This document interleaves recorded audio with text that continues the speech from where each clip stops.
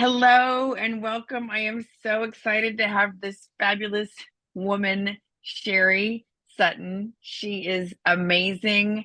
She's one of my business besties, and she's so beautiful and also kind and also freaking brilliant. So, Sherry, welcome. Thanks for having me. We met through a couple of different networking things, and you just meet some people and you're, this is my person. And I didn't know a lot of people in Dallas after moving back to help my parents. And she's one of the people I could be like, I'm having a day. Talk me off the ledge, Yeah, we like never talk on the phone unless we're like, I'm having a terrible day. Talk me off the ledge. I'm gonna Well, quit and fire all my clients, and I'm gonna go work at Walmart. I'm just gonna work at Walmart. okay, every once in a while I call you when I'm having something good happen. But yeah, she's one of those back pocket women, the ledge talk 101. So we know a little bit about you. You're an amazing marketer. You're also a brand photographer. Is there anything else you want to tell us about before we get into the story? Yeah, I'm a marketing mentor. I work with small business owners who are ready to do marketing, but just they don't want to Google anymore, right? They're sick of Googling and they don't want to write a $10,000 check for an ad agency to do it. And so they're in between and they're trying to figure out how the heck do I market myself? And I want somebody who knows what they're doing to tell me exactly what to do so I don't waste my time and my money. And also so can do it in a way that I don't feel like a spammy weirdo. Yeah, no spammy weirdos in there. And there, I do think there's a balance. So the whole idea of this, my podcast, Captivate the Mic, was to have fabulous women sharing a story that's enticing and interesting. And then after she shares it, we talk a little bit about, oh, I love that. Because I don't know about you, Sherry, but I listen to podcasts and sometimes the ones on speaking are so boring. And I want to create art that's like valuable and entertaining and inspiring, but that's entertaining. So no pressure, but no, I'm just kidding. But Be you have a, charming, be fabulous, damn oh, it. now, or like when people would say, "Oh, you're a comedian, be funny." It's, you know what? It doesn't work that way. You can't handle the funny. No, you have a great talk, and I feel like I got to be a part of it. So I can't wait for you to enlighten us on. You did a TED talk in January of 2024, and I know so many people aspire to do that. And tell us all the stuff. Yeah, so I wanted to share the story of how I got the TEDx because I think it's an interesting story in both intention setting as well as actually taking the action to make things happen. I think sometimes in our world we get very focused on this manifest your destiny and all you have to do is, sit in lotus and go and think about what you want and it's all good. If you get aligned with the universe, it'll all come to you.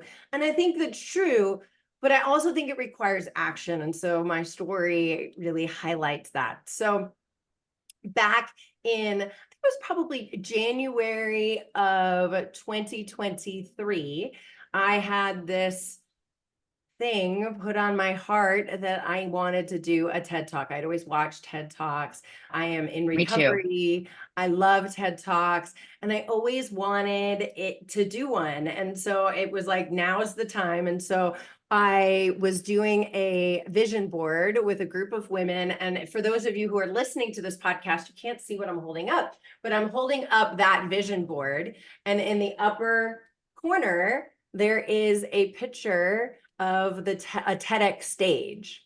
So in January of 2023, I put that out into the universe, did what the manifesting people tell you to do. And I said, I'm aligned with my purpose. I'm going to say I want to do a TED Talk. So I then decided I'll take the action. I looked to see, okay, where are there TED Talks near me? I interviewed some other people who had done TED Talks to understand what the process is. And I apply to do a TED Talk in my hometown. So I go to the website, I get all dressed up, I spend all this time prepping, I do the video, it's awesome. I think it's awesome. And then you're like so nervous. And you feel so vulnerable. You feel vulnerable because you want it. Yeah, and I'm usually very, I don't really, if it happens, if it doesn't, it doesn't. And with this one, I wanted it, to your point. Right. So yeah, and then you're alone in your office, like standing there, like doing your presentation. Anyway, so I submit this thing. It's probably like February, and there's going to be a TEDx in May. I think it was in May. I'm late to the party, but who knows? So I submitted online because they said they were still accepting applications, and I'm waiting and I'm waiting, and I find the lady who runs it, and I start stalking her online, and I send her notes on LinkedIn, and I send her notes on Facebook, and I hear nothing back. And so I'm like, okay, this isn't my time. It's just not my time. I'm cool with that, right? I'll do it again later. I'll apply in different areas. I didn't really know you could apply outside of your home area, but so I'm like, all right, I'll do it later. So May comes, and I'm like, I haven't seen any social media posts about this TEDx happening. And so it might have even been June at that point. And I go and I look, and there's nothing. There's no social media posts. There's nothing. I go to the website, nothing. I realized that it just never happened, right? The TEDx that had been planned just never happened. So I was like, oh, weird. I guess I feel better. That's why I didn't get accepted. But okay, right? The universe has spoken. So towards the end of that summer, it might have even been like September, a social media post comes up on the TEDx Frisco website or wherever and says, we've changed ownership and this new person is now organizing our TEDx. And so I was, okay, cool. I'm going to go stalk the crap out of her online and see if I can get my application back in front of her, because clearly she's seen my application, right? So it's happening in January. I know that she's going to be looking for speakers. And so I want to make sure that my application got to her. And if not, I'll send her another one. So I stalk her on Instagram and all the places. And she reaches back out to me and says, yeah, I'd love to talk to you. And I was like, okay, cool.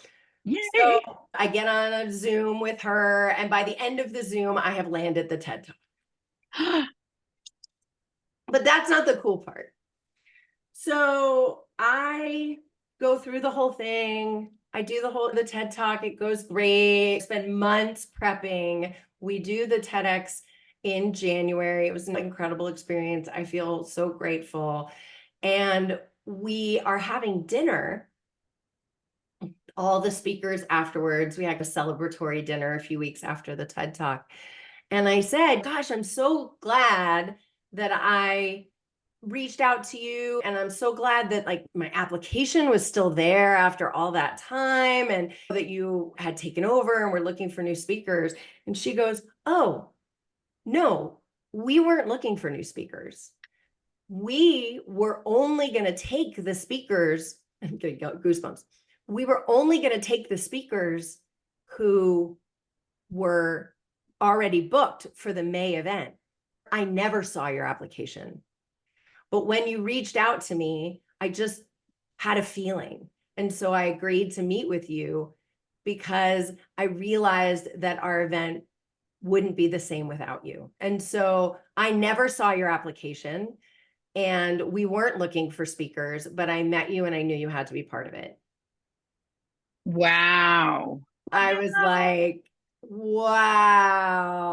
I just was so honored. And I think, you know, it's a great lesson in you can manifest, you can decide what you want to do, you can make decisions, you can take the actions, but it doesn't matter unless you're willing to continue to take repetitive action, right? Just because someone says no once doesn't mean that it's not, or it doesn't work out once, doesn't mean you don't apply again, right? And I didn't know this at the time, but TED speakers tend to apply to multiple places before they ever get in. This is like a unicorn thing that happened to me. But it's about setting the intention, but then also being willing to take the action and be persistent. And put your hand up and say, I want this. I think as women, we don't say, I want this. I Yeah. want this. What do I need to do to convince you? And I remember years ago, someone coached me on interviewing and they said, ask for the job. The people who ask for the job generally get the job because no one asks. No one says, I Right. want this job. Right. Wow. And Wow. so I think Oh, hopefully Sherry, it's kind of a cool story. I love that so much. What a beautiful story. And I didn't know, I knew parts of it. So, wow, amazing. I needed this today, by the way. So, thank you. So, yeah, so many great things. Obviously, the content was beautiful and I felt like you were real and raw. You're so great with your pausing. Like I really loved your pace and you're like telling the story, but then you took some time because as an audience person, especially if we don't know you or we don't know your story, it takes time for us to process. And so I just really loved how you took your time and you had vocal variety. You went up and then you went some down and there was some modulation. But here's the real thing. Just that was lovely. Lovely Oh, storytelling. Anyone who's listening who wants to become a better speaker, go watch Sherry's TED Talk too. And another reason I'm in recovery as well. And I watch a lot of TED Talks too. And Sherry's is one of the very best crafted I've ever seen. The way you weave in your story and the emotions and the process. And so, yeah, kudos. Kudos. That was beautiful. That thank was so you. beautiful. And I think what happens, we both work with mostly female entrepreneurs and a few smart men. And I know I'm a recovering drama queen. I'm a recovering super sensitive Sally. And this is something I am still getting to work on. Thank you, universe. I'm pretty good at taking some action, setting the intention, taking some action. But if I get 3 no's, like that's where I will stop. And I'm not even conscious that I do that sometimes, but I love it that you just stayed open to it. And I also love the fact that, yeah, it's good to set intentions. It's great to do vision boards. And now you have to get off your butt and do the work. And I call that the unsexy parts of business, right? I just want to be on stage coaching and speaking and doing my comedy. And yet there's all this other stuff in business that is required. I just love it that it would have been so easy to just give up on the Frisco thing. From what I've heard, producing TED Talks is really challenging and it's totally for the love of it. It's a volunteer position. And what I've learned is that a lot of TED producers get burned out because it's like a full-time job and a lot of them have a job. So I just love that, Sherry. And another thing I want to highlight, I'll put her TED Talk, I'll put the link in the show notes. I have been to several TED Talks and the production values at this one, I went to support one of my clients and I was horrified.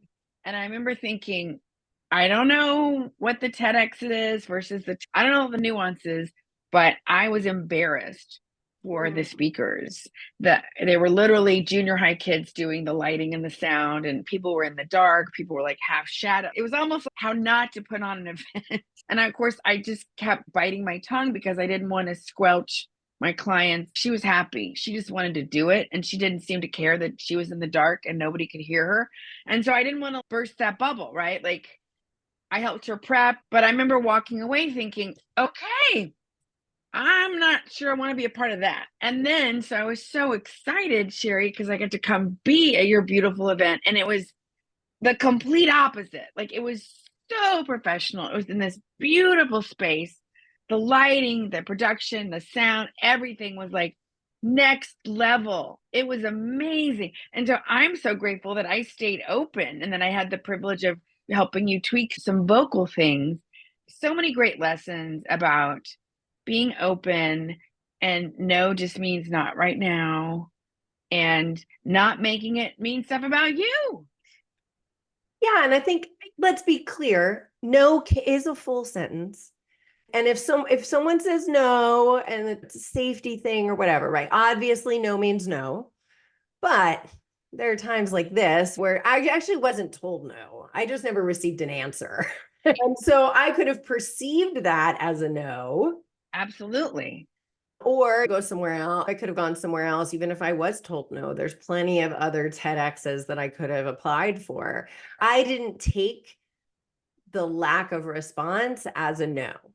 I continued to take the action, even though my sensitive Sally self, and you and I are very similar in that, wanted to make it all about me and wanted it to be like, oh, they didn't like me. And it wasn't that the woman who was organizing it, literally, this is what happened, had a massive life health, I think, meltdown. There was some major Sure. life catastrophe that happened to her. If I had been in my ego self, and I would have very easily said, this is all about, they didn't like me. They should have watched my video and thought that I was brilliant and given me the best Right. spot or whatever. Like they would create their own TED just for me. And I didn't. I was able to stay humble through the process and go, okay, something happened. They never said no, but they never said yes. Something happened. Let me keep pursuing this, right? Until someone definitively tells me no. And then if they do tell me no, I have the humility to go somewhere else and know that wasn't the one that was energetically aligned for me. See, I love that so much. I've been struggling with some depression and just funk. And I really think this was God today. Like, you're interviewing Sherry for your own sanity, Elaine. Because I know for me too, and I don't want to admit this, but I teach vulnerability and authenticity, as do you. And when sometimes if I'm not in a good spiritual place, so I could easily, if I were in your shoes, I could have easily taken that as a no response means no. And then where I go, because emotionally I can be 5, I'm being vulnerable here, people, is I become an FU. Fine, I'll take my toys and I'm going to go somewhere else because you don't know who I am. And I'm not proud of that. Which Or is you do the why, other side of it, which is I'm going to take my toys and go somewhere else. Or the other side is I'm a piece of crap right. and I'm not worthy and this will never happen for me. And how dare I think I could have done this? How dare Oh, I yeah. think that? How that's where I go. Oh, yeah. I vacillate like a ping pong game. Who do you think you are, Elaine? Or I still have my stepmother's voice, even though she's in the big pharmacy in the sky. I say that because that was her happiest place when she was in the pharmacy. I still hear that voice. You're no spring chicken. Yeah, I'm well aware. I am well aware of that. So I just love that. And I think it's such a great example of there's a famous quote by a comedian who says, you have to want it more than you're afraid of it. And I just think that is so juicy because there's always a good reason to not send the email or not pick up the phone or whatever. I love that, Sherry. And is it okay? May I give you one little tweak I would love to see for next time Yeah, of course.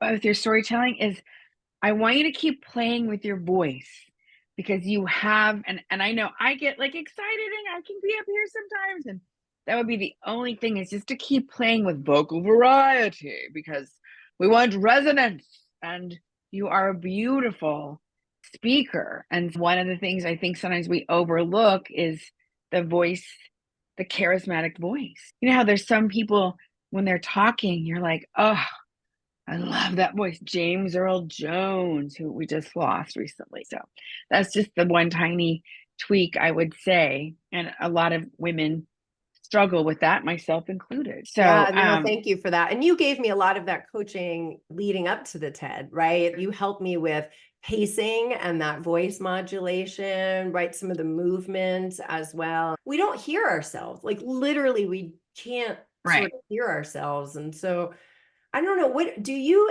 usually advise people to record themselves and watch themselves just so that they can hear that on their from themselves? It's so That cringy, but it if they are new, I do not. Because for some people, just getting on camera or thinking about being on stage is so I really work with them coming from their why and trying to come from within and focusing on the person because that will help them be less self-conscious.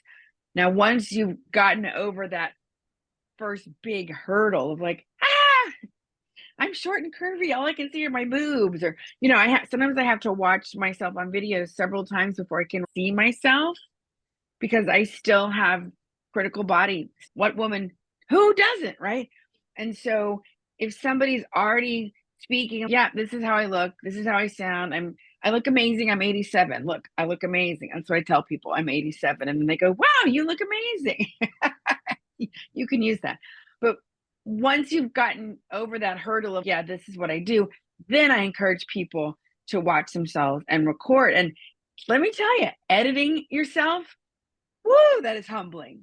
Because when I'm excited, I can sound like a valley girl, which I am like Elaine. So that's been a rude awakening, but a good awakening. I'm working on coming more from my center. And can I be excited without going into the, oh my God, I'm so excited. Oh, Elaine, you're 56, you know? So thank you, Sherry, so much. If people want to find you, where can they find you? Yeah, so my website is sherrysutton.com, SherrySutton.com. And you can find me in all the social places. I'm under Sherry Sutton, your marketing mentor. And you can also find my TEDx, and you're going to put the notes below. But if you guys want to Google for it, it's called How Facebook Saved My Life and Started an Authenticity Revolution. Oh, I love it. Thank you, Sherry. This was fabulous and amazing. I'm uplifted and inspired by you as always. And thanks, everybody. And go make it a great day. Bye.